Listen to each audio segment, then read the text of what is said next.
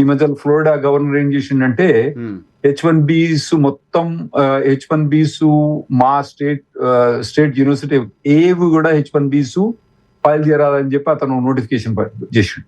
అలా ఇవ్వచ్చు అతను అంటే అతని స్టేట్ లో అతని స్టేట్ యూనివర్సిటీస్ ఉన్నాయి కదా, వాటి మీద రిస్ట్రిక్షన్.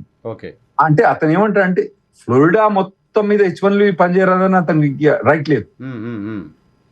ఏ స్టేట్ గవర్నమెంట్ ఫండింగ్ తోటి నడిచే యూనివర్సిటీలు ఉన్నాయో అతను కంట్రోల్ చేస్తాడు కాబట్టి అతనికి రైట్. ఇప్పుడు మన చీఫ్ మినిస్టర్ ఏదైతే మన వైస్ ఛాన్సలర్ ఉంటారు, ఛాన్సలర్ ఎవరంటే గవర్నర్ అంటే మనకు తెలుసు కదా, చీఫ్ మినిస్టర్ అతని కంట్రోల్ ఉంటది కదా.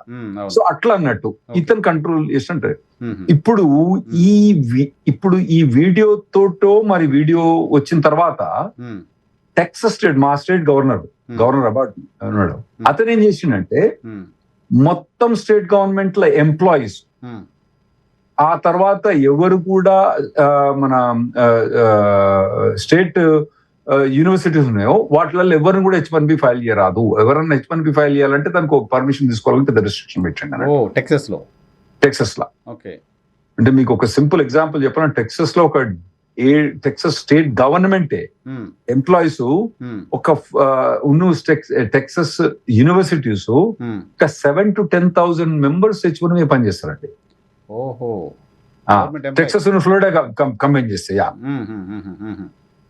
ఇంతమంది పనిచేస్తున్నారు. ఇప్పుడు వాటి మీద రిస్ట్రిక్షన్ అయితే వాళ్ళ H1B ఎక్స్టెన్షన్ కాదు, వాళ్ళ కొత్త H1B ఫైల్ చేసే వాళ్ళు ఫైల్ కాదు, కానీ ఇవన్నీ ఇబ్బందులు క్రియేట్ అవుతున్నాయి ఇవన్నీ.